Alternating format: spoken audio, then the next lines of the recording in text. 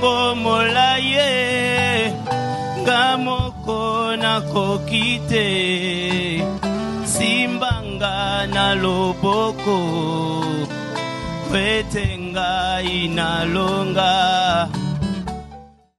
Nous a accordé. Merci Seigneur mon Dieu pour ces retours en ces lieux. Que tout soit pour ta gloire. Au nom de Jésus-Christ, nous avons prié avec foi, nous disons Amen. Est-ce que quelqu'un peut acclamer le Seigneur? Alléluia. Salut ton frère et salut ta sœur. Donne à la personne à ta gauche, à ta droite, la plus belle salutation. Merci beaucoup à la chorale. Merci beaucoup. Que Dieu vous bénisse abondamment. Aujourd'hui, nous terminons cette série d'enseignements que nous avons commencé, ça fait, je crois, qu'il y a 2 mois, où nous parlons des fruits de l'esprit. Et aujourd'hui, nous allons aborder le dernier point qui est la maîtrise de soi. Tenons-nous debout pour honorer la parole de Dieu. Nous sommes dans le livre de 1 Samuel, chapitre 26. Nous lirons 7 à 12 et ensuite nous lirons Proverbe 16, verset 32. Et nous allons atterrir avec notre livre de base, Galates 5, 22 à 23. Commençons avec 1 Samuel, chapitre 26. 7e verset. David et Abishai allèrent de nuit vers le peuple. Et voici Saul était couché et dormait au milieu du camp. Et sa lance était fixée en terre à son chevet. Abner et le peuple étaient couchés autour de lui. Abishai dit à David, Dieu livre aujourd'hui ton ennemi entre tes mains. Laisse-moi, je t'ai pris, le frapper de ma lance et le clouer en terre d'un seul coup, pour que je n'aie pas à y revenir. Mais David dit à Abishai, ne les détruis pas, car qui pourrait impunément porter la main sur loin de l'Éternel? Et David dit, l'Éternel est vivant, c'est à l'Éternel seul à les frapper. Soit que son jour vienne et qu'il meure, soit qu'il descende sur un champ de bataille et qu'il y périsse. Loin de moi, par l'Éternel, de porter la main sur loin de l'Éternel. Prends seulement sa lance qui est à son chevet avec la cruche d'eau et allons-nous-en. David prit donc la lance et la cruche d'eau qui était au chevet de Saül, et ils s'en allèrent. Personne ne les vit ni ne s'aperçut de rien, et personne ne se réveilla, car ils dormaient tous d'un profond sommeil dans lequel l'Éternel les avait plongés. Nous sommes dans Proverbe chapitre 16, Proverbe 16, 32e verset.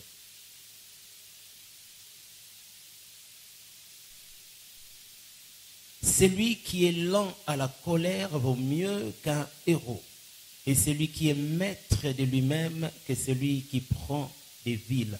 Terminons avec le livre des Galates, chapitre 5.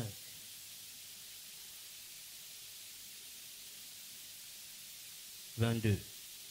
Mais le fruit de l'esprit, c'est l'amour, la joie, la paix, la patience, la bonté, la bénignité, la fidélité, la douceur, la tempérance. La loi n'est pas contre ces choses. » Acclamons la parole du Seigneur. Aujourd'hui, nous parlons de la maîtrise de soi, c'est aussi la tempérance. Donc, quand on parle de la maîtrise de soi, de la tempérance, c'est la même chose.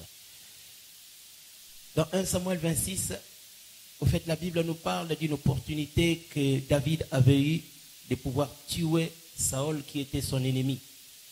Ce n'est pas que David avait fait quelque chose pour que Saül cherche à les faire mourir, mais seulement c'était la jalousie de Saül.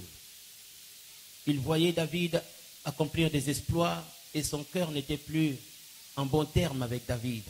Et il a commencé à réfléchir, comment est-ce que je peux tuer cet homme? Pourquoi? Parce qu'il craignait qu'un jour David puisse prendre le trône.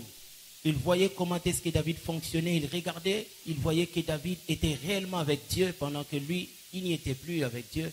Alors il craignait que David puisse un jour les remplacer. Il a commencé à entretenir des mauvaises pensées contre David. Il pensait comment tuer David jusqu'au point où il n'était plus à l'aise. À chaque fois quand il entendait que David était quelque part, il le poursuivait dans un seul but de mettre fin à sa vie.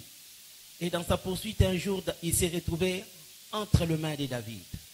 Il avait marché toute la journée, fatigué, ils sont allés se reposer, lui et son armée. Et David et son garde du corps, ils sont venus à l'endroit même que Saül dormait. La Bible dit qu'ils étaient profondément endormis. Pourquoi? Parce que l'Éternel leur avait donné ce sommeil-là. David arrive, il trouve son ennemi Saül en train de dormir, la lance à côté de lui. Abishai dit à David, voici, Dieu livre entre tes mains ton ennemi. Permets-moi seulement de le clouer avec ma lance. David lui dit, loin de moi la pensée de mettre la main à loin de l'Éternel. Je ne peux pas toucher à celui que Dieu a établi, que Dieu a placé sur le trône. Que Dieu lui-même puisse le faire. S'il voudra le faire par une maladie, qu'il le fasse. S'il voudra l'amener dans un champ de bataille, afin qu'il périsse, il le fera. Mais moi, je ne mettrai pas ma main sur loin de l'Éternel. David pouvait se maîtriser, il pouvait se contenir alors qu'il avait une opportunité de pouvoir tuer Saül. C'était vraiment une passe en or, si on pouvait le dire ainsi. Une opportunité à ne pas manquer.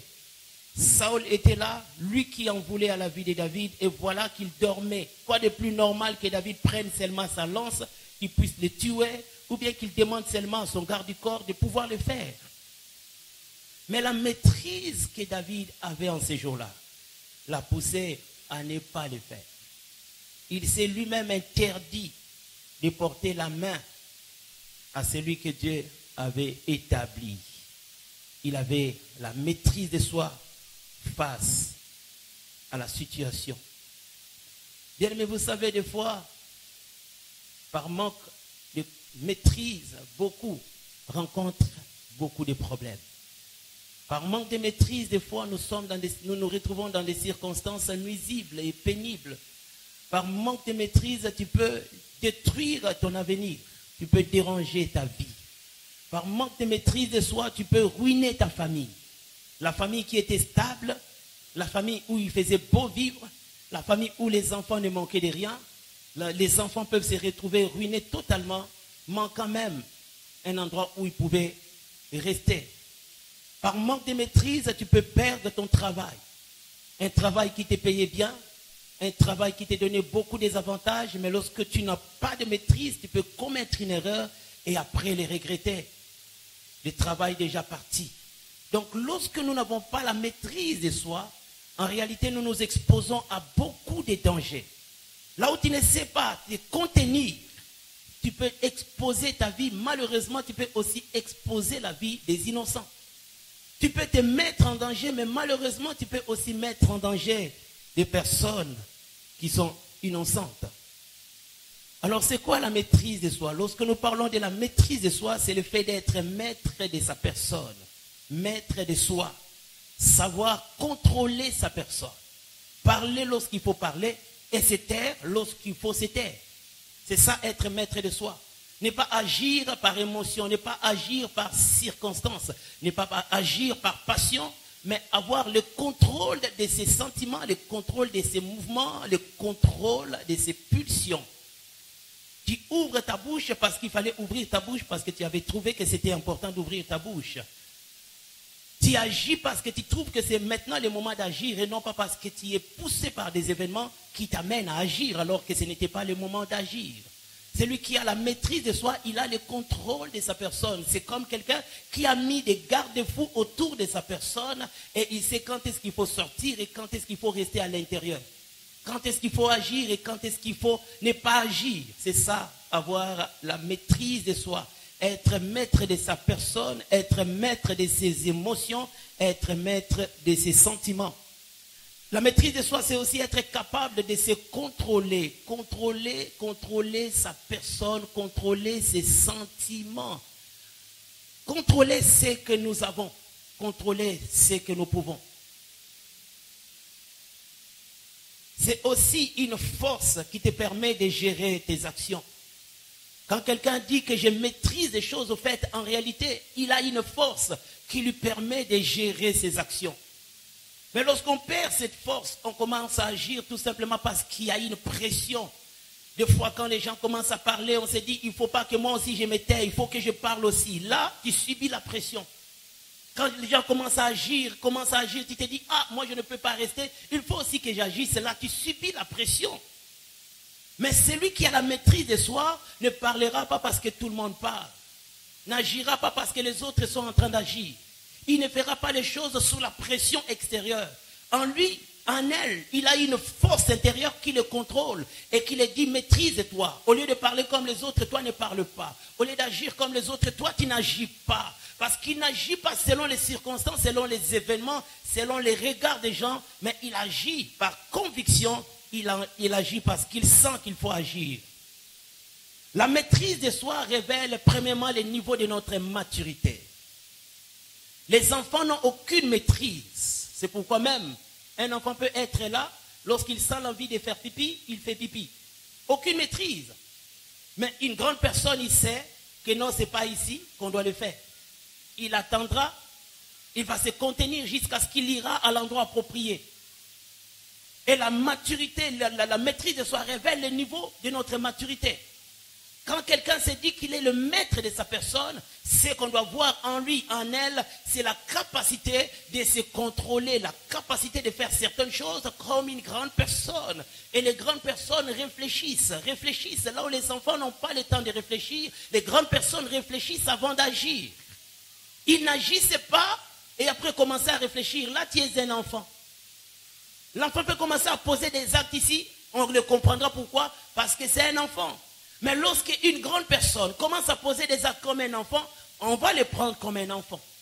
Lorsque toi qui as 30 ans, 20 ans, 40 ans, tu commences à poser certains actes comme un enfant de 3, 4, 5 ans, on va t'appeler enfant. Même si tu as l'âge, on va te dire que tu es immature. Et la maturité n'est pas premièrement liée à l'âge. La maturité est d'abord liée à la personnalité, à l'état d'âme, à ta manière de réfléchir, à ta capacité de penser. Et lorsqu'on parle de quelqu'un qui a la maîtrise de soi, ce qu'on doit voir en lui, ce qu'on doit retrouver, c'est la capacité à être maître de sa personne, la maturité qui doit les caractériser. Deuxièmement, la maîtrise de soi se révèle aussi par ta capacité à être prudent. Prudent. La Bible dit que l'homme prudent voit le mal de loin et il se cache. Il y a certaines choses, on ne les fait pas parce qu'on n'est pas fort. On ne les fait pas parce qu'on n'a pas le moyen de les faire. On ne les fait pas parce qu'on évite le mal. On évite les retombées. On évite les cycles, les conséquences. Il y a certaines choses, tu peux le faire comme les autres. Mais quand tu réfléchis, tu vois ce qui va arriver après. Tu te dis, je ne le ferai pas. Parce que j'aimerais mettre ma vie à l'abri de certaines circonstances. Je n'aimerais pas exposer la vie de mes enfants. Je n'aimerais pas ruiner ma maison. Je n'aimerais pas ruiner ma carrière. Raison pour laquelle j'évite certaines choses. Lorsque tout le monde commence à parler, lorsque tout le monde commence à faire des choses, moi j'évite. Pourquoi? Parce que je sais qui je suis. Je sais qu'est-ce que je représente devant Dieu. Alors moi-même, je m'évite déjà je m'évite de faire certaines choses. Vous savez, il y a certaines personnes qui, derrière elles n'ont personne. Aucune charge, aucune responsabilité. Et c'est comme ça qu'elles ont apparemment un certain droit de se comporter comme ils veulent. Mais il y a aussi des gens, quand ils regardent derrière elles, derrière lui, ils voient toute la lignée et se disent, je ne dois pas me comporter n'importe comment. Je me souviens un jour, un motocycliste m'avait transporté sur sa moto. Un jeune. Dès qu'il a vu que j'étais monté, c'est comme si on avait déclenché les rallyes. Il a commencé à filer. Je l'ai laissé le temps quelques minutes et après je l'ai tapé sur l'épaule. Je lui ai dit, mon ami, celui que tu transportes a de lourdes charges. Alors si toi tu n'as personne, attends que je descends, comme ça tu vas faire ton rallye. Moi, j'ai une famille, j'ai des gens qui dépendent de moi. Alors si un problème arrive aujourd'hui, je sais combien de gens vont souffrir. Il y a certaines personnes qui réfléchissent en cette direction-là. Elles se disent, j'ai 5 enfants. Mon absence fera de sorte que mes enfants vont souffrir. Alors je ne vivrai pas n'importe comment.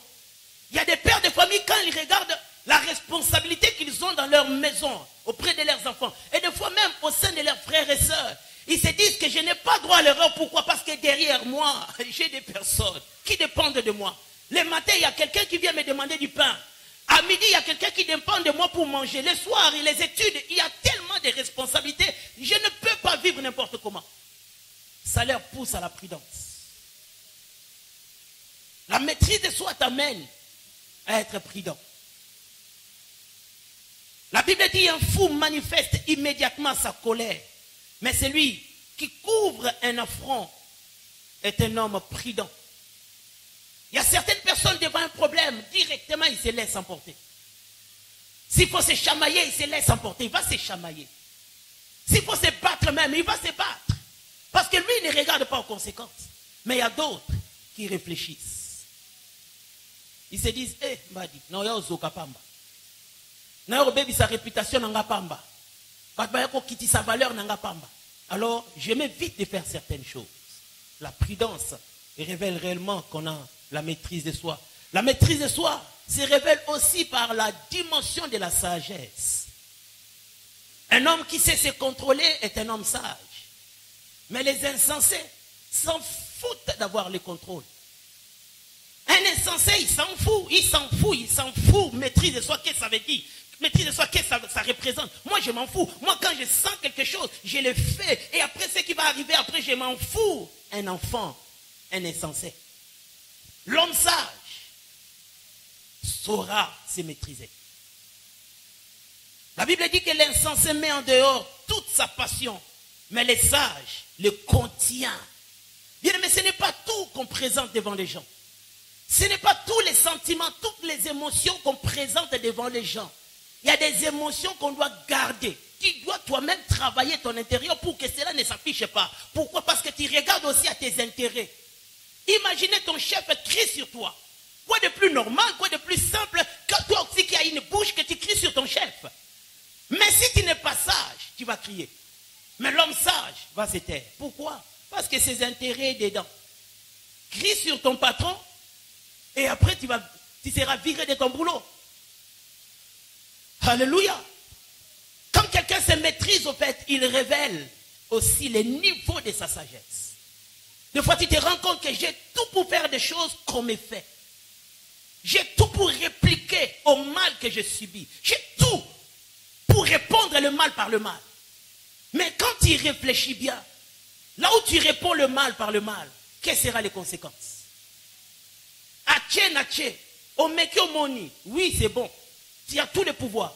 Mais les conséquences, c'est là où des fois, quand on réfléchit, on se dit, mieux vaut pour moi ne pas le faire. C'est la sagesse.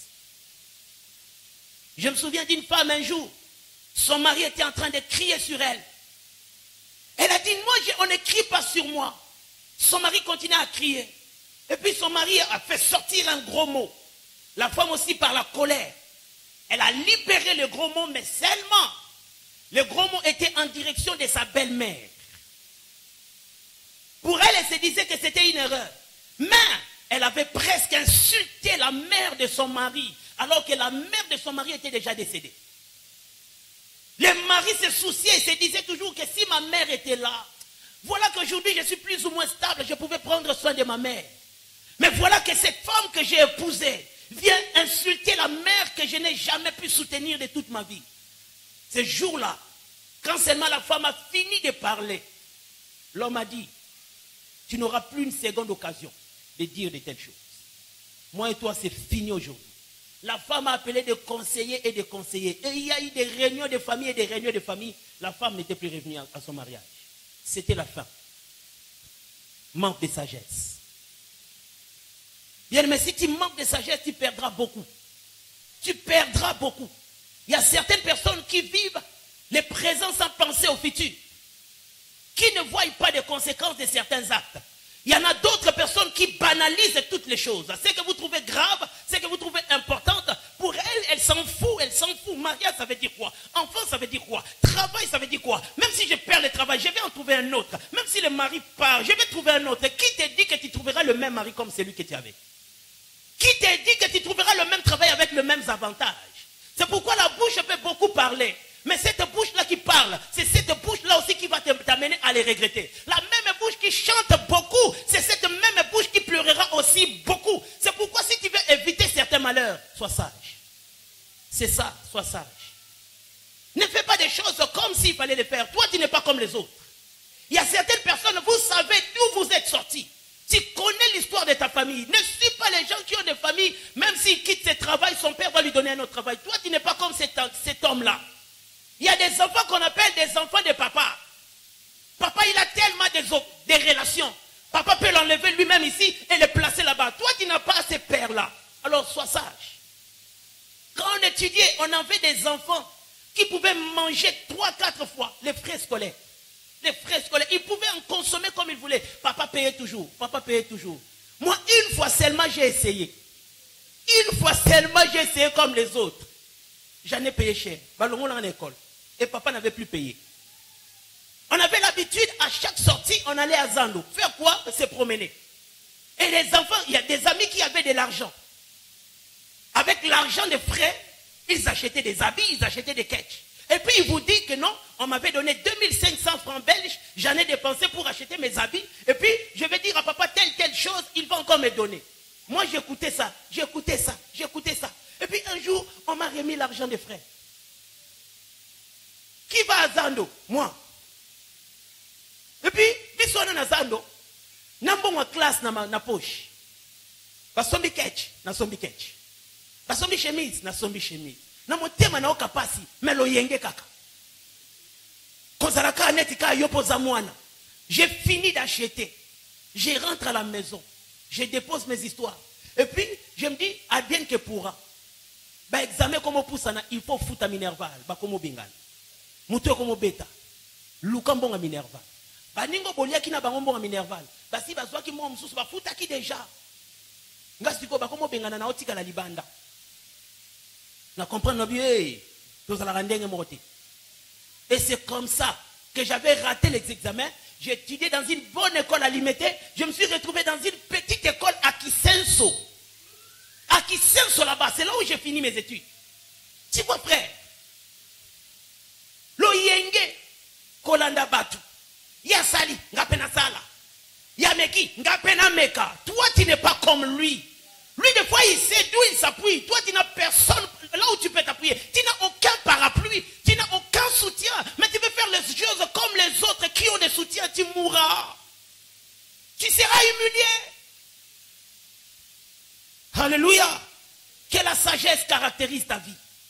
Que tu ne sois pas comme un enfant qui marche au gré du vent.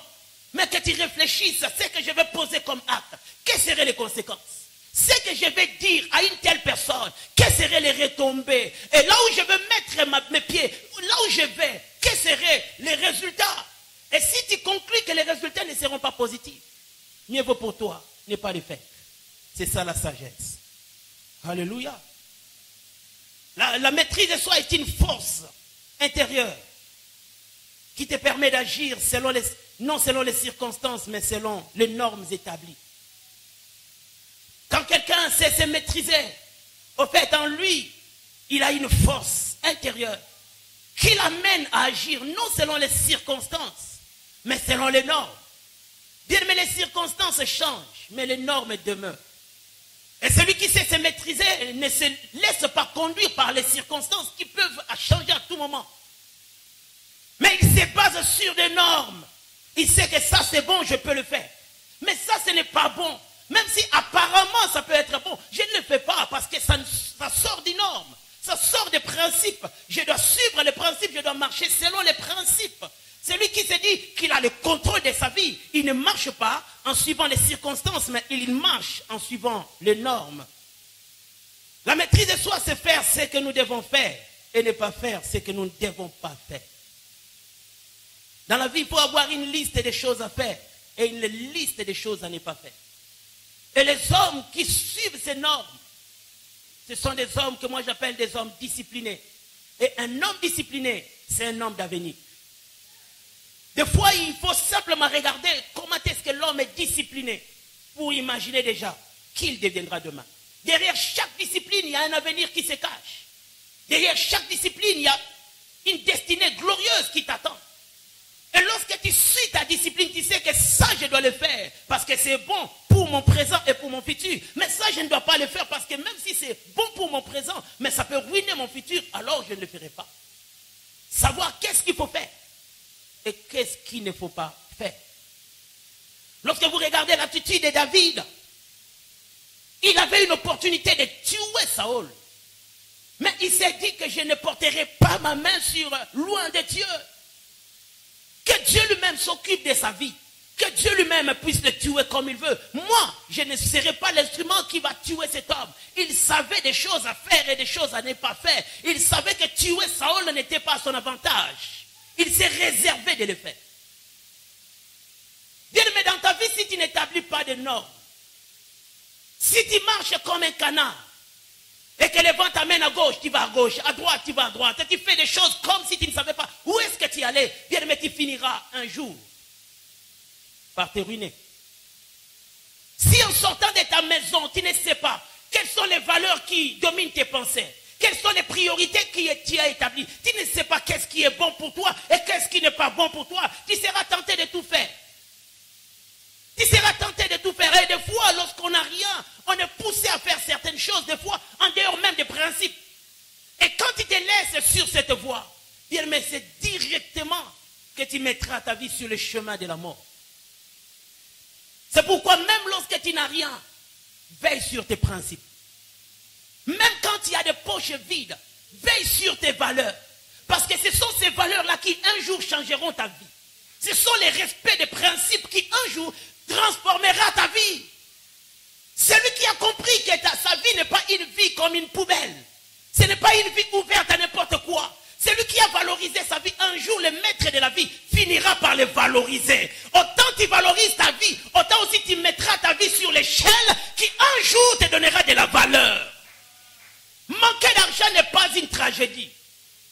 Mais vivre n'importe comment, c'est là où il y aura la tragédie. Je peux manquer de l'argent, mais je veille sur ma personnalité. Je n'ai pas de mariage, je veille sur ma personnalité.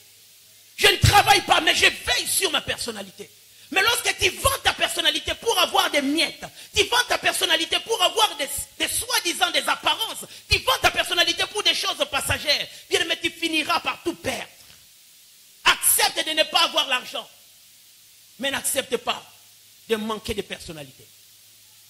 Quand je regarde un homme, même si la personne n'a pas d'argent, je m'efforce à voir, est-ce qu'au moins cet homme comprend qui il est? Est-ce que cette femme comprend qu'elle a une personnalité à entretenir? Si seulement je découvre cela en toi, je sais que l'avenir viendra. Je sais que ta destinée est bonne. Je sais que ton avenir est garanti parce que la personnalité, c'est ça qui va attirer la destinée. Tu deviendras ce que tu as pensé, tu arriveras là où tu as déjà programmé. Et si tu veilles sur ta discipline, bien, mais un jour, ta discipline finira par te payer. Mais lorsque tu banalises des choses importantes, tu banalises ta personnalité, ta discipline, les normes pour toi, tu brises tout, tu te laisses emporter par tout ce qui peut arriver, bien, mais c'est alors que le mal arrivera. C'est alors que tu vivras en tant qu'humain, mais comme un animal. On peut te balloter comme on veut. On peut t'amener où on veut. On peut refabriquer ta vie, déformer ta vie comme tu veux, comme on veut. C'est pourquoi les gens qui ont une personnalité, ils savent où ils vont. Et ils ne se laissent pas emporter par certains événements. Ils savent. Ils savent que ce n'est pas le présent qui est plus important. C'est le futur qui est important. Et ils s'accrochent non pas sur le présent, mais ils s'accrochent sur le futur parce qu'ils savent que le chemin est déjà tracé. J'arriverai quelque part.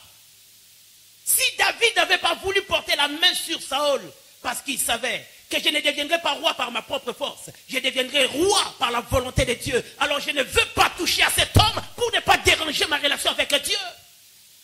Frères et sœurs, ta destinée qui est entre les mains de Dieu est un programme établi. Le Dieu qui a établi ce programme, un jour il accomplira cela en ta faveur. Mais à condition que tu respectes les normes. Autant tu suivras les normes, autant aussi les dieux qui est l'auteur de ces normes, l'auteur de ces principes, réalisera les principes en ta faveur. Bien-aimé, la maîtrise de soi démontre la confiance en soi. Toute personne qui a une confiance, une fermeté en soi, en réalité, il ne peut vivre que par rapport à la maîtrise. Mais celui qui n'a pas de maîtrise, en réalité, il n'a pas la confiance en soi. Quand tu te maîtrises, c'est que tu sais qui tu es. C'est que tu sais qui tu vaux. La maîtrise et la confiance en soi marchent de pair. La maîtrise te donne une confiance. Et la confiance te pousse à une certaine maîtrise. Ça marche toujours ensemble. Les gens qui n'ont aucune confiance en elles-mêmes, regardez comment est-ce qu'elles se laissent emporter. Moindre problème, elles se fâchent. Moindre problème, elles se laissent emporter. Moindre problème, elles montent. Manque de confiance. La confiance te donne la capacité de te maintenir et de te contenir. Même au devant des insultes. Bien aimé, on peut dire tout ce qu'on peut. Mais toi-même, tu sais qui tu es. On peut t'insulter, ce que tu n'es pas. Mais si tu connais qui tu es, tu ne te laisseras pas emporter parce qu'on t'a dit des choses. On peut dire que tu es un voleur. Est-ce que toi tu es un voleur? Si tu sais que tu n'es pas un voleur, tu ne vas pas t'emporter. Tu resteras calme. Non, telle que je la connais, elle est impudique. Si tu sais que ce n'est pas ça, tu ne vas pas t'emporter. Mais seulement celui qui n'a pas la confiance en lui-même. À chaque fois qu'on lui dit quelque chose, même si c'est faux, ce manque de confiance le pousse aussi à commencer à agir. Non, mon amour, à soigner, alors que l'ikamba soigne, il n'y est pour rien. Balobi kazandumba, mais il y a beaucoup de kazandumba. Ayebi kazandumba, mais akei ko soigner pour nini, afinga qui est baloba qui kazandumba, est-ce que zandumba? Si tu sais que tu n'es pas ce qu'on dit, alors pourquoi te laisser emporter? Si je sais que je ne suis pas un voleur, alors pourquoi est-ce que je répondrai à quelqu'un qui m'appelle voleur? Je n'ai pas le temps. Les gens qui ont une ferme confiance en eux-mêmes, ils n'ont pas le temps pour les futilités. Ils n'ont pas le temps pour des banalités. Mais tu sais pourquoi tu entres même dans le plus bas des débats, tu entres même dans le plus bas des moqueries, parce que tu as tout le temps pour toi. En réalité, celui qui a confiance en lui, il a des choses à faire. Il n'a pas le temps, il n'a pas le temps. Il n'a pas le temps de suivre des détails. Vous avez parlé, il n'a pas le temps, il a des choses à faire. Vous avez critiqué, il n'a pas le temps. Il poursuit un but. Il est derrière un objectif. Il n'a pas le temps pour rentrer dans le bas des critiques et des bas de moqueries. Lui, il a quelque chose dans sa tête et il aimerait voir cela se concrétiser. Mais lorsque tu manques la confiance, tu auras tout le temps. Et un moindre problème, tu iras même te chamailler. Tu quittes l'emba, tu vas en Djili. Pourquoi? Parce que simplement, tu as reçu des nouvelles venant de Djili. Bah, l'obaki, bah, où tu as pu? Bah, ça en Djili. Lukelanga transport. Lukelanga transport. Bah, koyeba. Et pour qu'il y ait Obundi. Obundi peut bakatio bilamba. Longas ko Djili, zonga lemba, bilambe katay. Et puis là, bakatio bilamba. Eh, token de l'État. Token de l'État. Ta place au commis. Oh, soko vanda inayo. Bilambe nga okatanaten.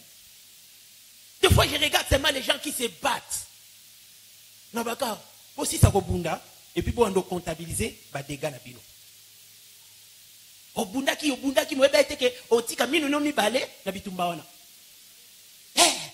Tobunda, na kobunda na boe paf, li kofi na minu mi balé, et kei. Ozalaki na minu non normal. Et puis, mina mikolo kolaka, mina mikolo, sore longue, ezongaka, schéma ibani. Minu, elongwe na elongi. Beauté tika la longwa. Hein? Beauté kei. Ou comme la difficulté, il y a oseka. Vous savez, maman biseka. Et comme un schéma, vous allez nous bien. Vous allez nous bien. C'est pourquoi, frère, développe la confiance en toi. Tu verras que naturellement, tu vas te maîtriser devant n'importe quel problème. Plus tu as confiance, tu sauras que non, ça, je peux intervenir. Mais ça, je n'ai pas le temps d'intervenir. Je n'ai même pas le temps de répondre à de telles choses. Je n'ai pas le temps d'entrer dans ces formes d'immaturité. Je n'ai pas le temps de suivre un insensé. Je n'ai pas le temps d'être là en train d'écouter quelqu'un qui parle de moi. Je n'ai pas le temps. Alléluia. Bien, mais la maîtrise de soi implique beaucoup de choses. Parce que lorsque nous parlons d'être maître de soi, au fait, c'est tellement vague. Il y a tellement de choses en nous, il y a tellement des événements. Et s'il faut se maîtriser, il y a des domaines précis dans lesquels il faut réellement qu'on constate notre maîtrise. La maîtrise de soi implique certains domaines dans nos vies. Et parmi ces domaines, le premier, c'est la capacité à contrôler sa langue. Se maîtriser, c'est aussi contrôler sa langue. Contrôler ce qui doit sortir de sa bouche. Bien, mais lorsque tu ne sais pas qu'est-ce qu'il faut faire sortir et qu'est-ce qu'il faut garder, tu es un homme immature et tu n'as pas la maîtrise de soi. Des hommes et des femmes qui ne savent pas contrôler leur bouche. À chaque fois qu'il y a une pensée, ça sort. À chaque fois qu'il y a quelque chose dans le cœur, ça sort. À chaque fois qu'ils réfléchissent, ça sort. Ils ont un problème. Manque de maîtrise. Quand tu te maîtrises, au fait, ta bouche sera vraiment tamisée. Ce qu'il faut faire sortir, sortira. Et ce qui ne doit jamais sortir, ne sortira pas. Bien, mais la Bible dit que la bouche, la langue est un feu. De la même manière que le feu nous aide à construire, le feu nous aide à être bien, mais le feu aussi détruit. La langue peut construire, mais la langue peut aussi détruire. Et toute personne qui manque de maîtrise peut mal utiliser sa langue au lieu de construire. Il va détruire des vies. Combien de vies aujourd'hui ne sont-elles pas détruites? Tout simplement parce que quelqu'un avait parlé, quelqu'un avait dit, quelqu'un avait donné une pensée. Et c'est comme ça que les choses sont en train de se détruire. Frère, quand on parle de maîtriser sa vie, c'est aussi contrôler sa bouche. Tu n'es pas obligé de dire n'importe quoi. Tu n'es pas obligé d'ouvrir ta bouche et commencer à prononcer des noms des gens. Tu n'es pas obligé. On t'avait confié un secret. Et tu prends ces secrets. Tu viens devant les gens que tu ne maîtrises même pas. Tu commences à divulguer les secrets. Tu ne sais pas quelles conséquences il va créer dans la vie de l'autre. Maîtriser sa vie, c'est maîtriser sa langue. Savoir qu'est-ce que je dois dire et qu'est-ce que je ne dois pas dire. Et lorsque les gens te confient leurs secrets, bien, mais ça devient pour toi une responsabilité énorme. C'est énorme de garder les secrets des gens. C'est une lourde charge. Et lorsque tu es conscient que quand je parlerai de ces problèmes, je vais créer des problèmes dans la vie de l'autre, quand tu es conscient, tu ne diras pas ce que l'autre t'avait dit. Tu ne prononceras pas des choses. Tu garderas cela dans ton cœur. Mais les enfants, ils ne savent pas. Les enfants, il faut qu'on les supplie. Non, on peut ce bonbon, hein. Qu'on le batte. On remet en foi. Qu'on le batte. On ressemble le vélo. Qu'on le batte. Et vous qu'on le ressemble à véloter. Hey, Gelor Abimi. Gelor Abimi. Et il y a des papas qui sont des Gelor. Il y a des mamans qui sont des Gelorettes. Il y a Bombakate. Et puis, elle est fière de dire ça, que moi je ne sais pas garder mon secret parce que mon cœur n'est pas une banque. Quand tu me dis des choses, moi mon cœur n'est pas une banque. Il faut que je dise ça, il faut que je dise. J'ai ça dans mon cœur comme une feu. Ça brûle, ça brûle, ça brûle. Dès que je vais dire, c'est alors que je vais serrer calme. Tu es calme, mais tu as créé des problèmes dans la vie de l'autre. Toi, tu vas retrouver ton calme. Pourquoi? Parce que tu as fait sortir ce que tu voulais dire. Mais l'autre est là, tu l'as exposé. Quand on grandit, on ne s'arrête pas seulement à se soucier de sa vie. On se soucie aussi de la vie des autres. Plus tu es responsable, tu comprendras aussi le même mal que je peux ressentir, l'autre aussi pourra le ressentir. Et on réfléchit avant de dire certaines choses. Tu n'es pas obligé de parler pour parler. Il y a même des gens qui sont experts en calomnie, en critique. Tout ce qu'ils voient, ils cherchent seulement quelqu'un avec qui il peut parler. Des fois même, il y a des gens qui payent les transports.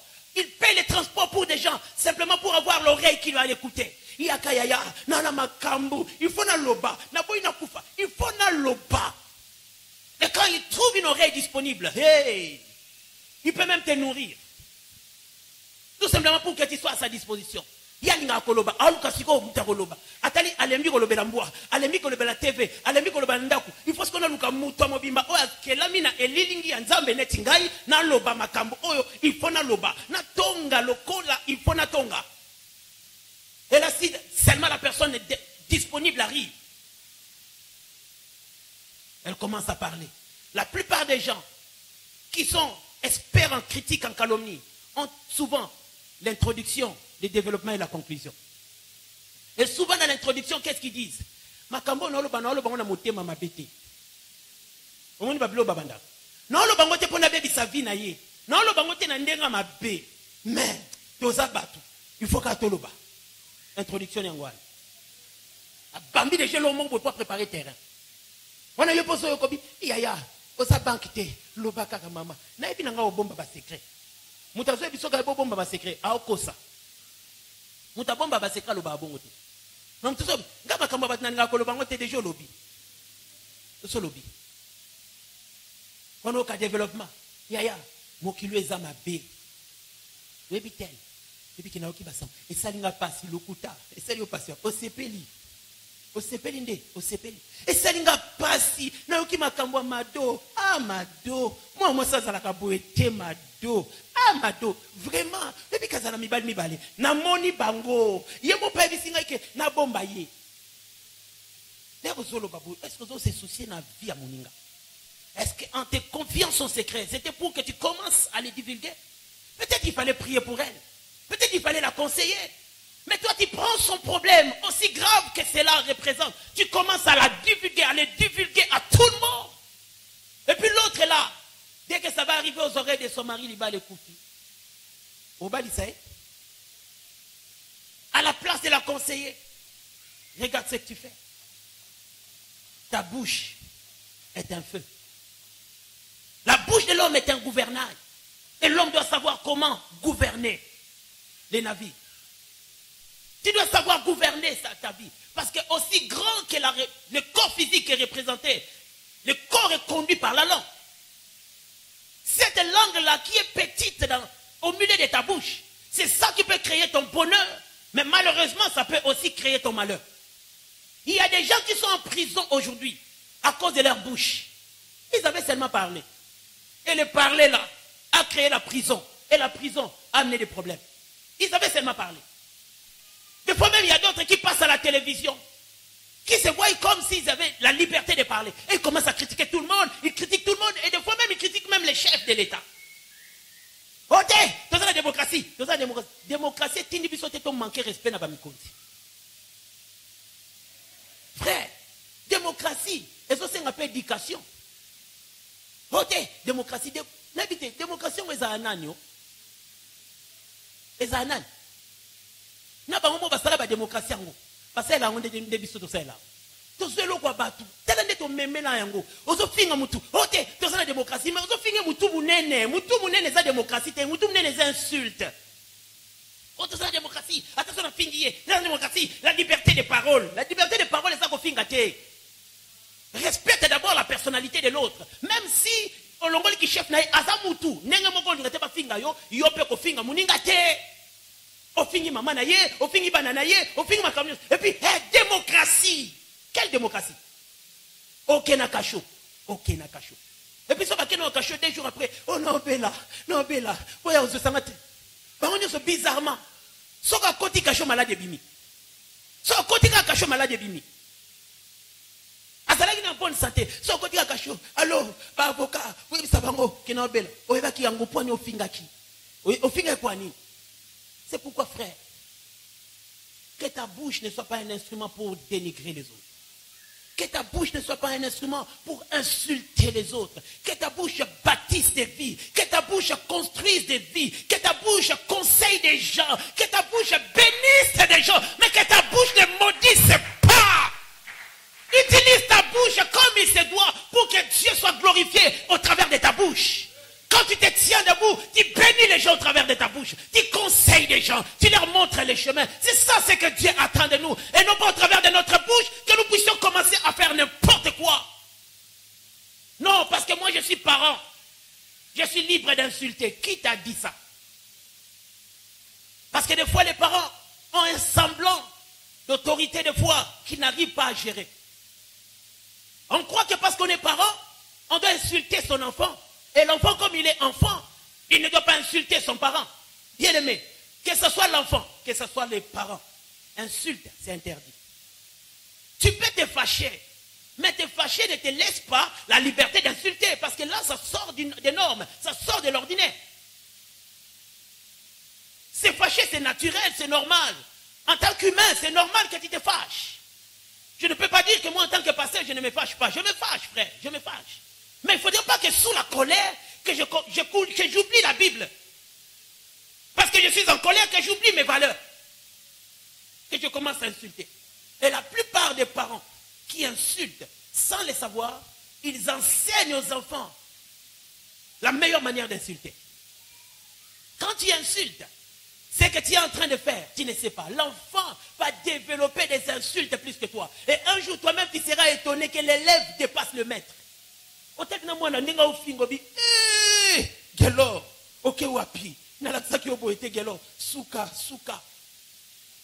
J'ai vécu dans une maison où il y avait des petits enfants. Quand ils insultaient, on venait voir, on imaginait comme s'il y avait une caméra qui prenait les sons et les images. Les enfants insultaient comme si après cela on allait montrer ça à la télé. Des insultes, il y a mis bimba, il y a mis nene. Oyo qui ont dit, na dictionnaire n'a rien son asroza nango, o ezati. Na yebi on peut tenir au compte na au qui on ka aw. J'écoutais des choses. Et puis un jour, je suis allé voir ma mère. Je lui ai posé la question. Non,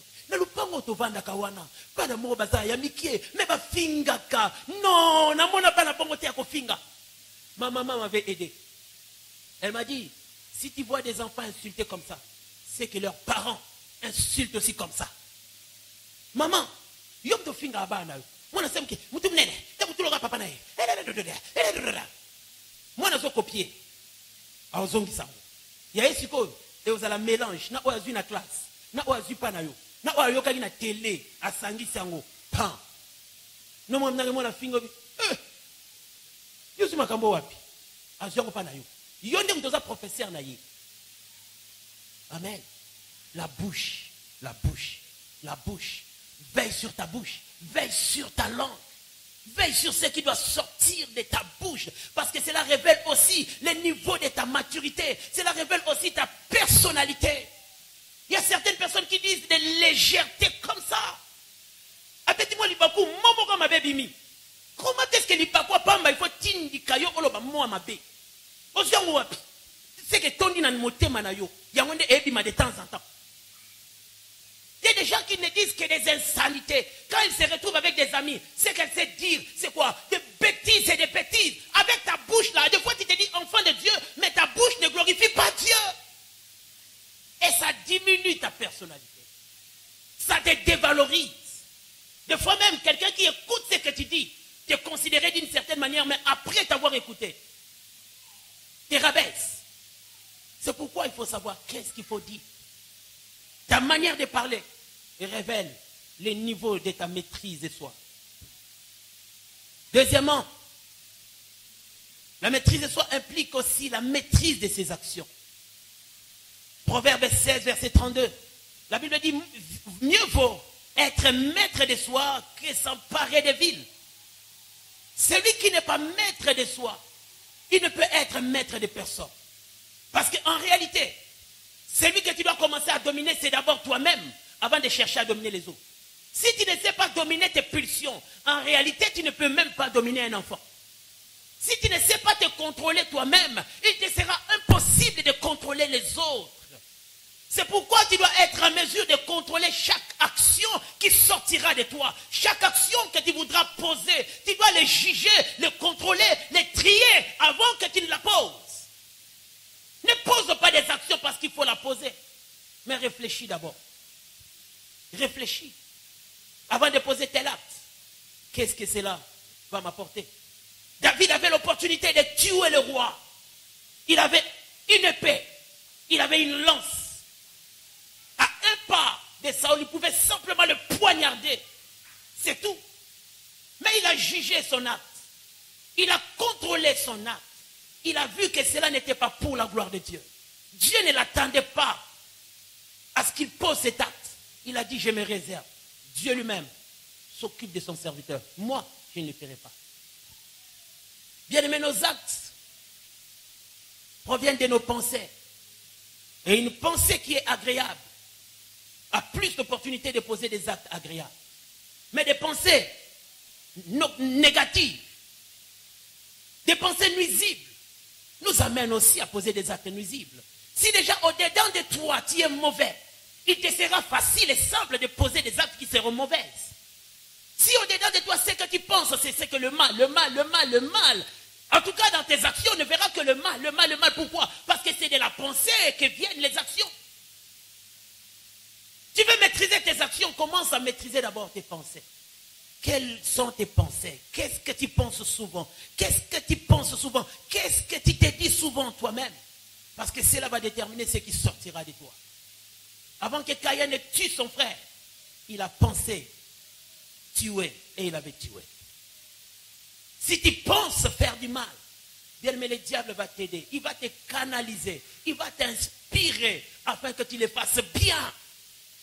Et si tu penses faire du bien, le Saint-Esprit aussi va te canaliser. Il va t'aider. Il va t'inspirer pour que tu le fasses bien. Tout dépend de ce que tu es en train d'entretenir au-dedans de toi. Si tu entretiens les bonnes choses, il nous sera facile de te voir en train de poser de bons actes.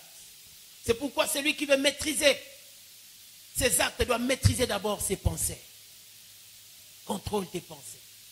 Quand tu es là, tu n'as que des pensées négatives, des pensées impudiques, des pensées de tuer. Un jour, sans le vouloir, tu auras une opportunité et tu vas finir par tuer.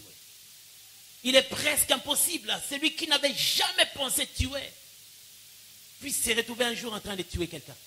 Ça commence toujours par la tête. Des fois, on n'a pas le courage de poser l'acte, mais on réfléchit seulement. Si vraiment il joue avec moi, je peux même le tuer. Tu as déjà pensé. Et tu as déjà tué. Il te restera seulement le temps pour que tu réalises ce que tu as pensé. Si vraiment je trouve une opportunité, je vais voler. Ce que tu as pensé là, un jour, sera matérialisé. Moi, je veux mal lui parler. Vraiment, il joue avec moi. Je veux le voir et je veux l'insulter. Tu auras le temps de l'insulter parce que tu as pensé à cela.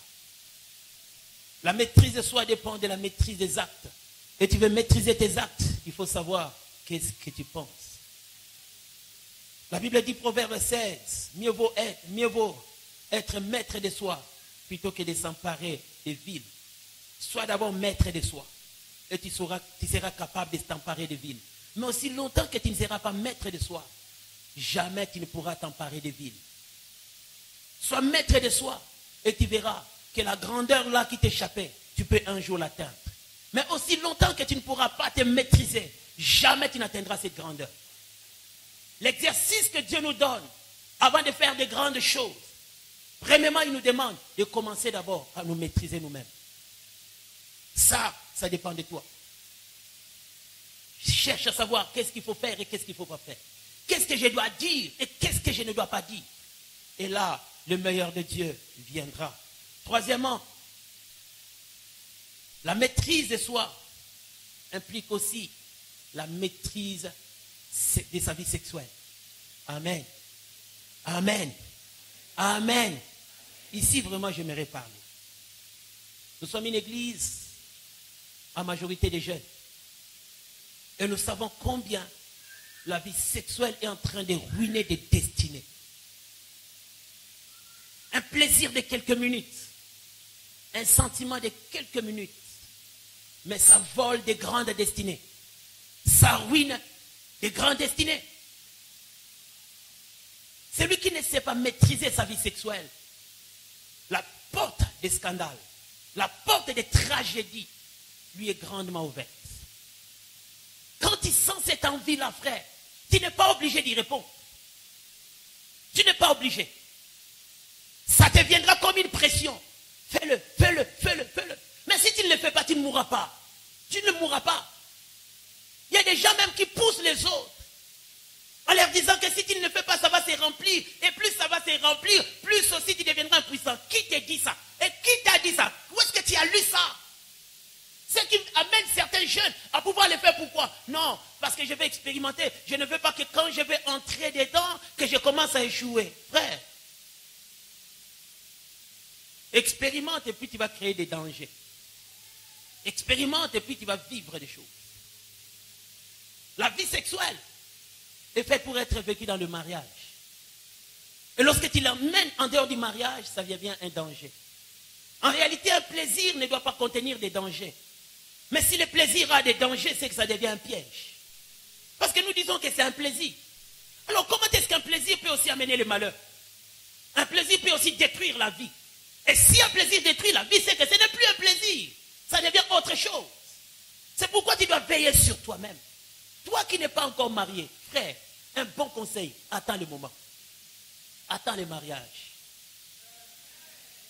Pasteur, j'habite dans 15 ans. Alors, kende kasi. Kende, accident au kokuta nanango, ozongela kangai. Nous sommes dans un monde qui est en perpétuel danger. Aujourd'hui, selon les statistiques, la plupart des gens qui sont atteints du VIH, au fait, ils sont entre la fourchette de 15 à 45 ans. La majorité des hommes atteints, c'est entre cet âge-là, 15 à 45 ans. Or, c'est l'âge qui est en activité.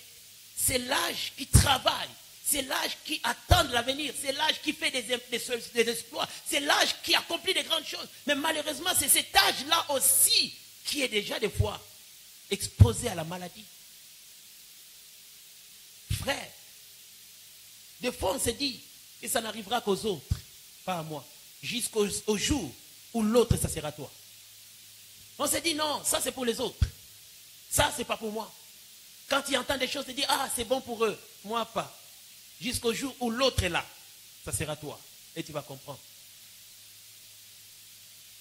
Je connais un jeune homme. À tout moment, il retournait à l'hôpital parce qu'il tombait malade. À tout moment, il avait la fièvre, on l'a amené à l'hôpital. Et puis le médecin qui les traitait, ce jour-là, il s'est décidé, il a dit non, il faut l'examiner. J'aimerais que vous fassiez les examens un peu plus approfondis. Voyez s'il n'a pas le VIH. Malheureusement, quand on a testé, il était atteint. Et ce qui dérangeait les infirmières, c'était quoi? Les infirmières étaient habituées à séparer des bagarres des jeunes filles qui venaient rendre visite à ces jeunes garçons. Et c'est ces jours-là que quand ils ont vu les résultats, elles se sont rendues compte du nombre de personnes qui étaient attachées à ces frères-là. 17 ans, atteints, mais il avait beaucoup de copines qui venaient même se battre jusqu'à l'hôpital. Alors imaginez des filles de 16 ans, de 15 ans, qui s'ils sortaient déjà avec ces frères-là, elles étaient atteintes. Imaginez des dégâts, imaginez des conséquences. Des personnes qui avaient tout pour aller très loin, mais qui la maladie pouvait arrêter. Tout simplement parce qu'on n'était pas en mesure de se contenir. Frères et sœurs, efforce-toi. Même si tu ne crains pas Dieu, je l'ai dit, même si tu ne veux pas craindre Dieu, mais aie au moins de l'amour pour ta vie. Aie au moins de l'amour pour ta vie. Ni batte là. Boya kosala makambo parce que ça peut ruiner les promesses que Dieu t'a faites. Ça peut ruiner les objectifs que tu as de ta vie. Imaginez aujourd'hui si on te donnait des résultats et que tu étais atteint. Imaginez comment est-ce que tu vas commencer déjà à penser à ta mort. Et comment est-ce que tu vas commencer déjà à maigrir. Un plaisir de peu de temps, mais qui t'amène à souffrir pour beaucoup de temps. Un jour, j'ai rencontré une jeune sœur. À l'époque, on grandissait. Elle avait déjà un enfant. Elle m'a dit, mon frère, cet enfant me rappelle le seul jour où j'avais fait ça. Une fois seulement. Elle avait voulu faire comme les autres. Ses amis à l'école lui disaient à tout moment, toi pourquoi tu ne le fais pas? Pourquoi tu ne le fais pas? Tu seras dépassé. Nous on le fait. Qu'est-ce que ça a changé? Nous aussi on l'a fait. Tu peux le faire comme nous. Elle avait tellement subi la pression des autres. Elle a dit, j'en ai marre. Toi aussi la nakaka. Moi aussi je vais le faire. Elle est allée le faire. Une fois seulement suffisait pour qu'elle tombe enceinte. Et après, elle a tenté d'avorter, ça n'avait pas marché. Elle a aujourd'hui un souvenir. Son enfant la rappelle ces jours-là. À chaque fois qu'elle regarde son enfant, elle se dit, ces jours-là, je vois encore. Pour la première fois, c'était aussi la première fois que j'étais tombée enceinte. Imaginez des choses. Imaginez des choses. Tu avais beaucoup de choses à faire. Mais quand la grossesse arrive, ça commence à bloquer tes ambitions. Il y a des choses qu'on ne saura plus faire. Pourquoi? Parce qu'il y a un enfant à entretenir. Tu voulais être médecin. Mais qui va En même temps payer tes études, en même temps aussi prendre soin de ton enfant. Tu seras obligé peut-être d'écourter ton projet. Au lieu d'être un médecin, tu seras obligé d'aller faire 3 années pour être infirmière. Tes ambitions bloquées quelque part. Je connais un frère, zélé dans son église, un bon prédicateur. Son pasteur lui dit, prépare-toi parce que très bientôt, j'aimerais te consacrer. Je sens que tu as l'appel. Les frères étaient contents. Tout le monde l'aimait à l'église. Il prêchait bien, il était serviable, il était l'homme de tout le monde. Et puis il a commencé une relation avec une sœur. Ça évoluait bien, jusqu'à ce qu'à un certain moment, ils ont voulu commencer à se promener souvent. Des fois, tardivement, ils se promenaient ensemble. Les petits touchés commencent. On touche la main, on touche l'épaule, on touche la tête, on touche le dos. Petit à petit, on a dit, mais on va essayer. Ils ont commencé à flirter. Petit à petit, ils s'approfondissaient. Ils s'approfondissaient sans les savoir. Ils s'approfondissaient, ils allaient vers la ligne d'arrivée. Et un jour, le pire était arrivé. Ils sont tombés ensemble. Une fois, la fille était grosse. Elle est venue annoncer au frère que non, je n'ai pas vu. Je n'ai pas vu. Vous savez, non, quand on vous dit que je n'ai pas vu, vous savez, non? Hein? Les mamans, les sœurs, vous savez, non? Je n'ai pas vu. Oh, tu n'as pas vu quoi? Je n'ai pas vu. Je n'ai pas vu. Ça fait 3 semaines, je n'ai pas vu. Oh, tu n'as pas vu quoi? Il faut chercher. Je n'ai pas vu. Et puis il a compris que non. Et c'est commis. Oh, qu'est-ce qu'on va faire? Ce qui était normal. Le premier réflexe, moi je me prépare à être pasteur, je ne peux pas accepter que de telles choses m'arrivent. Il faut enlever la grossesse. Ils ont attendu jusqu'à ce qu'ils aient eu l'argent. Ils ont eu l'argent, ils sont allés voir quelqu'un pour avorter. Le pire est arrivé, la sœur était morte. Les frères ne pouvaient plus rester à l'église. Ils ne pouvaient plus servir parce qu'ils savaient que les gens connaissaient qu'ils sortaient ensemble. Les frères étaient obligés de fuir. Akenda bakota bambanda kakuna. La minute, le frère a commencé à bilanga. Alona Massamu. À venir envolé. Qui pasteur envolé. La carrière envolée, ses études envolées. Il est là. Introuvable. Il ne sait même pas rentrer parce qu'il sait que s'il rentrait, il aura des problèmes avec cette famille-là. Aujourd'hui, il est nulle part. Un plaisir de quelques minutes a ruiné sa carrière, a dérangé sa vie. Frères et sœurs, toi qui m'écoutes, prends ton mal en patience. Attends. Des fois, quand on vous dit d'attendre, vous croyez qu'on est contre vous, alors que c'est pour votre bien. Très souvent, les hommes, ils ont moins à perdre par rapport aux sœurs. Un homme qui te demande ton corps, tu lui donnes, le jour où ça va mal tourner, il a toutes les possibilités de fuir.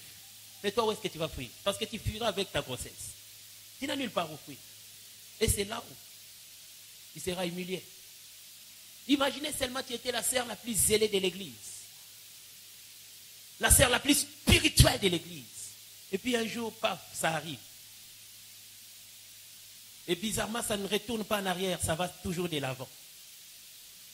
Tu vas essayer de marcher comme ça. Même si tu te forces à marcher en arrière, ça finira toujours par sortir. Et quand ça sortira, tout le monde saura la vie que tu menais en secret. C'est pourquoi, frère, maîtrise ta vie sexuelle. Attends le mariage. C'est ça le plus bon conseil. Attends le moment opportun. Celui-là qui te demande, est-ce qu'il ne peut pas attendre? Si réellement il veut t'épouser, qu'il attende, tu seras pour lui et tu le feras avec lui comme il voudra. Attends seulement. Et la maîtrise de soi, c'est aussi se contenir par rapport à sa vie sexuelle. C'est ça la vie de Joseph. Il avait une opportunité un jour, la femme de Potiphar lui donne la passe en or, comme on pouvait le dire ainsi. Fais ce que tu veux, je suis là. Mais Joseph a dit, ça c'est un piège. Je ne le ferai pas. Pour mon maître et pour mon Dieu. Il s'est refusé de le faire. Et Dieu l'avait béni. Frère, si ce plaisir-là était réellement un plaisir pour les gens qui ne sont pas mariés, pourquoi après il y a autant de culpabilité? Pourquoi après tu manques de paix?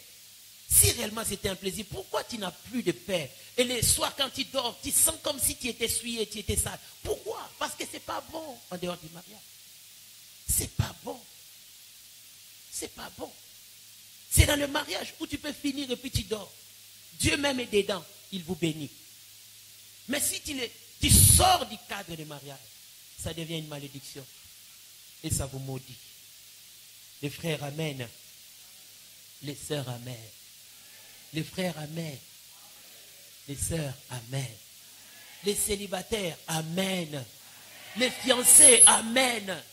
C'est pourquoi dans cette église, ce que nous permettons entre fiancés, ceux qui vont sa prince, c'est là où tu peux simplement toucher la main de ta fiancée.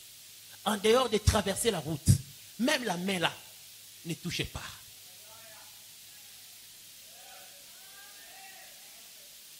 Amen. Parce que frère, il y a une vibration, tu n'as pas l'idée. Quand tu aimes une personne et que tu touches sa main, il y a une vibration. Et ça, on apparaît, on vibre, on vibre. Déjà, si tu peux toucher la main, tu vibres. Et si tu touches la tête, les cheveux, les épaules, c'est comment au nom de soi-disant spiritualité, Dieu te bénira.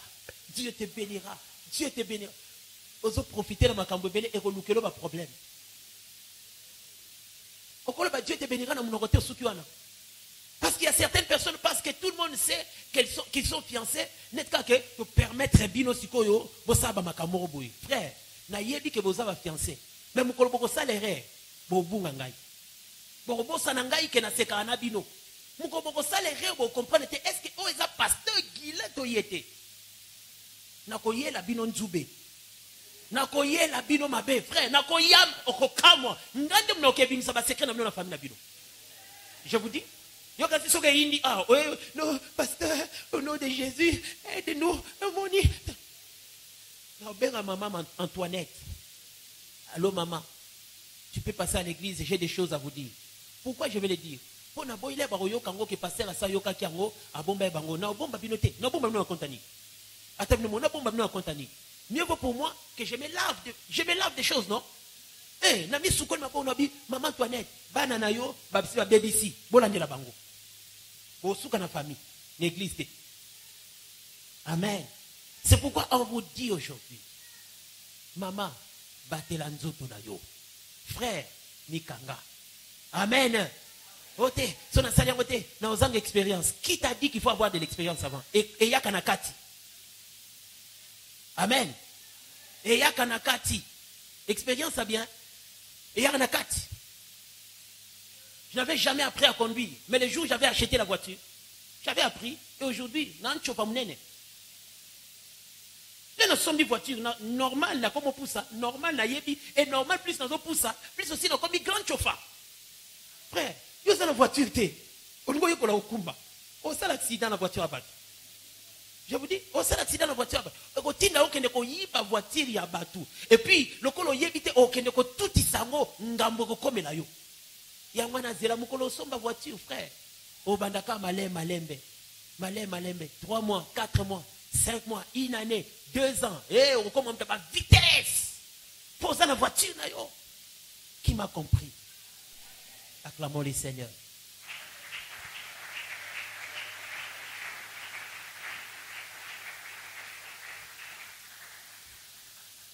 Et quatrièmement, la maîtrise de soi implique aussi la maîtrise de ce que Dieu nous a donné. Si Dieu t'a béni, ta responsabilité, c'est de maîtriser cela. Que cela ne devienne pas pour toi un moment d'orgueil. Que tu ne commences pas à voir les autres comme étant de rien du tout, comme étant de moins que rien. Pourquoi? Parce que toi, tu es béni. Il ne faudrait pas que la bénédiction de Dieu matérielle, la bénédiction de Dieu en termes de talent devienne pour nous un sujet de nous enorgueillir et de voir les autres comme de moins que rien. Tu dois maîtriser ce que Dieu t'a donné et non pas faire de ce que Dieu t'a donné un sujet pour écraser les autres. Si Dieu t'a béni, rends grâce à Dieu et sois naturel. Si Dieu t'a élevé, rends grâce à Dieu. Efforce-toi de rester naturel, de rester frère. Ne deviens pas un Dieu au sein de l'église, un Dieu dans votre famille. Pourquoi? Parce que Dieu t'a visité. Non. Reste toi. Bien-aimé, ça fait bien quand c'est toi qui es l'homme le plus riche de la famille. Mais tu es normal, tu ne mets jamais les autres mal à l'aise. Ça fait bien quand quelqu'un s'approche de toi, il n'est pas dérangé, alors que tu es un homme riche. Ça fait bien que tu sois l'homme le plus riche de l'église, mais que tu te comportes comme un homme ordinaire. Ça fait bien que les autres qui te voient et qui te côtoient soient à l'aise alors que tu es un grand homme. Laisse le monde t'honorer, laisse le monde te respecter. Mais quand tu viens à l'église, sois un enfant de Dieu et sois humble. C'est comme ça. Ici à l'église, on n'a pas de chaises pour des hommes riches. Nous tous, nous sommes une famille. Là où tu trouves ta place, tu t'assieds. Il n'y a que des chaises pour des responsables, mais pas pour les hommes élevés. Tu es membre de l'église, même si tu deviens l'homme le plus riche, tu t'assois seulement là où Dieu, les protocoles te donneront la place. Mais à un certain moment, quand on ne sait pas maîtriser la bénédiction de Dieu, on trouve que on mérite maintenant certaines choses, même à l'église. Quand on commence à poser des actes, on donne à l'église des choses. On commence à chercher la gloire à l'église. Quand on a acheté des choses à l'église, on commence à demander au pasteur, pasteur, il faut citer mon nom. Pasteur, il faut faire ça pour moi. Pasteur, il faut... Non. On ne le fera jamais. On ne le fera jamais. Si tu es réellement un enfant de Dieu et que tu poses des actes à l'église, on rend grâce à Dieu. Mais ne nous attends pas à ce que nous puissions commencer à te célébrer comme Jésus. Non! À l'église, c'est Jésus seul qui est célébré. Pas celui qui a acheté une parcelle pour l'église, pas celui qui a donné la sonorisation pour l'église. On ne te célébrera pas. Pas et pas. Et si tu veux arrêter tes dons, gloire à Dieu, tu vas arrêter. Mais nous, on ne te célébrera pas. Parce que c'est un piège de foi. Lorsqu'on devient un partenaire important à l'église, on commence à chercher à imposer des choses même au pasteur. Pasteur, je ne veux pas voir ça. Pasteur, je veux qu'on change de ça. Pasteur, je veux que tu suspendes le frère là. Il ne m'avait pas salué. Pasteur, ma vitesse, ça ne peut pas marcher. De telle vitesse, ça ne peut pas marcher. Quel que soit ce que tu feras pour cette église, jamais tu ne sauras faire ce que Jésus a fait pour nous. Jamais. Donc, laisse-nous célébrer Jésus. Toi, on peut te respecter. Mais ne cherche pas la gloire de Jésus. Ne cherche pas la gloire de Jésus. C'est pourquoi, la maîtrise de ce que Dieu t'a donné. Ne place pas la bénédiction de Dieu dans ton cœur. Laisse ton cœur être rempli de Dieu. Laisse ton cœur être rempli de sa présence. Mets ton argent dans ta poche, mets-le dans ton compte en banque, mais que cela ne remplisse pas ton cœur. Parce que plus tu commences à mettre dans ton cœur et Jésus et l'argent finira par étouffer Jésus. Et à la place de louer Jésus, tu vas commencer à louer l'argent. Tu célébreras ton compte en banque. Et tu célébreras ton orgueil. Et plus on devient orgueilleux à cause de ce que Dieu a donné, moins aussi Dieu va continuer à bénir. Tu vas sécher. Tu vas sécher, frère. Sois un homme ordinaire. Je connais un grand homme. Il était un grand ministre dans cette nation. Il avait même aidé son église à être construite. Il était diacre. Il venait à l'église. Ses gardes restaient dehors. Il entrait à l'église comme un homme simple. Et quand il finissait le culte, il entrait dans les diaconats. Il comptait l'argent. Des fois, les enfants attendaient papa, qui était ministre. Papa compte l'argent de l'église. Alors qu'il est ministre, ce qu'il compte là n'a rien avec ce qu'il avait même dans sa poche. Mais il comptait l'argent, Et c'est quand il finissait, il allait voir le pasteur. Après une réunion, c'est alors qu'il pouvait rentrer chez lui. Le ministre de son état. Il avait donné à la plupart aux frères de l'église du travail. Mais jamais il n'en parlait. Jamais. Jamais il ne mettait les gens mal à l'aise. Des fois même on venait les rencontrer avec les frères à l'église en train de parler comme un homme de rien. Il avait gardé son cœur pour Dieu.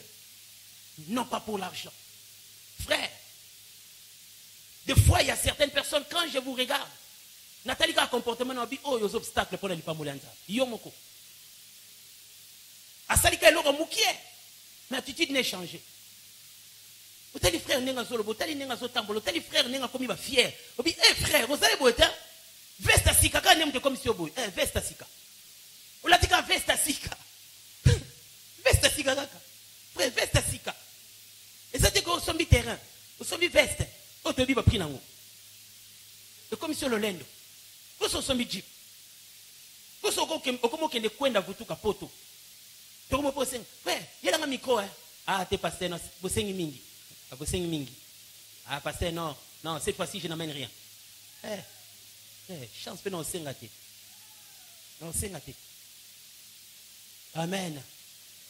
Bien-aimé, tout ce que Dieu te donnera, et même les dons spirituels, tu peux manifester des dons plus que nous tous. Reste ordinaire. Dieu peut commencer par t'utiliser et que tu pries, les malades sont guéris. Tu imposes les mains, les morts sont ressuscités. Quelle que soit la dimension que Dieu t'amènera, la dimension que Dieu créera dans ta vie, et reste ordinaire.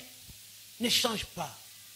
Christ allait de lieu en lieu, il faisait du bien. C'est lui qui accomplissait les grandes choses. Mais quand on les regardait au milieu de ses disciples, des fois on ne se retrouvait pas. Qui est Jésus, qui est Pierre? Au point où il fallait que Judas puisse aller les baiser pour que les pharisiens sachent que c'était lui. Il était confondu avec les disciples. Il n'avait pas une apparence glorieuse que les autres. Ce que les autres mangeaient, c'est ce qu'ils mangeaient. Là où les autres dormaient, c'est là où ils dormaient. Au point où même Jean pouvait mettre sa tête sur sa poitrine. Il était un homme au milieu des autres, ordinaire. Ne crée pas la différence. Ne crée pas que l'attention des autres soit sur toi, parce que tu es élevé. Ne deviens pas un homme cible. Quand on te regarde, on sent que c'est lui. Non, reste ordinaire. Et surtout quand on est béni. Surtout quand on est béni, surtout quand on est élevé. Bien aimé, ça va te demander beaucoup, beaucoup pour que tu sois ordinaire. Travaille ton cœur, travaille ton caractère, travaille ton mental pour que cela ne te laisse pas emporter. Sois ordinaire, même si c'est toi l'homme le plus riche du Congo. Quand tu viens à l'église, sois ordinaire. Ça va te valoriser devant Dieu et ça va te bénir. Amen. J'aimerais conclure en disant ceci. Il y a deux possibilités pour atteindre la maîtrise de soi. Premièrement, on atteint la maîtrise de soi par des circonstances, des événements difficiles.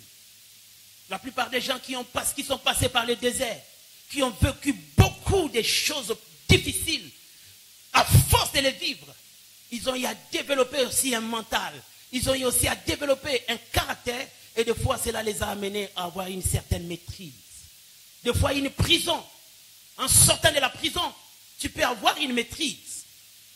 Des fois, une souffrance qui t'a ruiné, une souffrance qui t'a détruit, qui t'a dévalorisé, un problème qui t'a fait autant de mal. Quand tu t'en sors des fois, tu adoptes aussi un autre comportement. Dieu peut permettre à ce que par la souffrance, par les difficultés, que tu puisses acquérir la maîtrise de soi. Mais deuxièmement, la maîtrise de soi peut aussi s'acquérir dans la présence de Dieu. Plus on est présent devant Dieu, plus on passe du temps dans sa présence, des fois, on devient aussi comme Christ. De la même manière que quand même on l'amenait à la croix, il ne parlait pas, il savait se contenir, alors qu'il voyait la mort, mais il ne parlait pas, il n'avait même pas ouvert la bouche pour se plaindre, alors qu'il avait tout le pouvoir, mais il s'était tué jusqu'à ce qu'il soit mort à la croix, en fermant sa bouche, parce qu'il savait se maîtriser. Et plus tu passes du temps dans sa présence, plus aussi tu peux acquérir un niveau très élevé de la maîtrise comme celle de Jésus.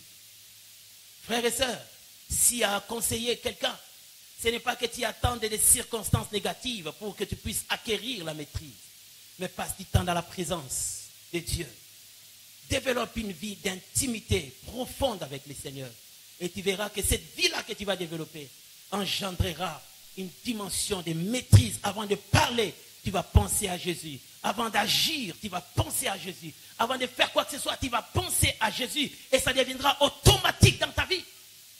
Plus tu passes du temps, plus aussi ton visage finira par rayonner.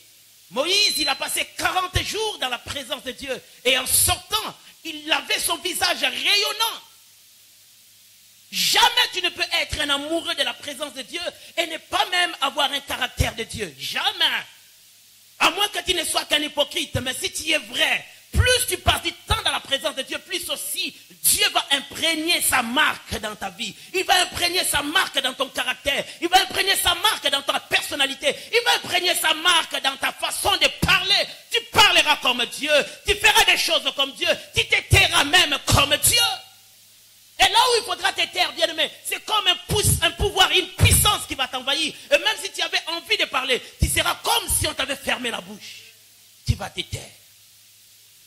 Cette force intérieure viendra et dominera ta vie.